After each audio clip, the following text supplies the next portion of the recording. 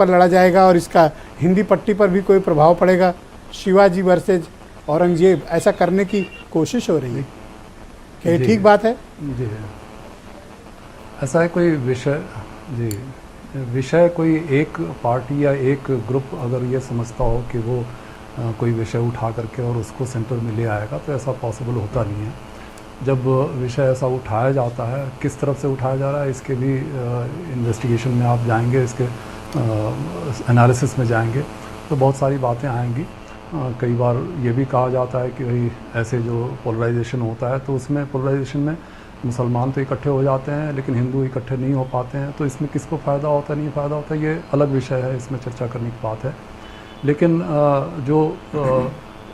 जो मुद्दा है, जो मुद्दा उठाया गया है, उसको मुझे नहीं लगता है कि इतने आसानी से हम उसको दरकिनार कर देंगे ये कह करके कि पॉलिटिक्स है, क्योंकि ऐसी सोच जो औरंगजेब के ख़िलाफ़ और औरंगजेब के साथ वाली बात नहीं होती, उसके सोच के ख़िलाफ़ और उसके सोच के साथ वाली बात होती है, जिसकी वजह से ये मुद्दा आज इतना बड़ा उभर के सामने आ गया है।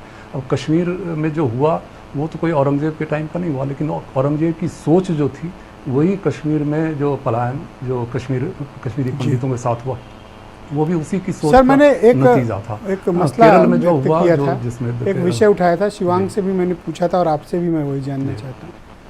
हम अंग्रेजों के प्रति इतने सॉफ्ट क्यों हो जाते हैं, जबकि रिसेंटली 200 सालों तक उन्होंने इस देश में क्या किया? हम तो हाल ही में 1947 तक ये भुगत कर आए हैं। हमारे लिए, हमारे मन में वो गुस्सा उनके लिए क्यों नहीं है?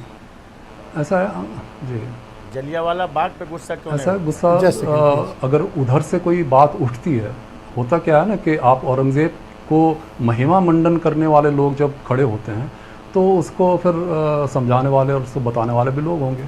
जब माउंटबेटन के महिमा मंडन में लोग आएंगे तो लोग आने लगे हैं। अब तो पहले जो 70 साल में नहीं हुआ, वैसे अब संगोल वाला जो किस्सा आया, जो हमारा सेंट्रल विस्टा का जो बनाने की बात हुई, इसमें अंग्रेज़ों के खिलाफ ही तो बात आई ना।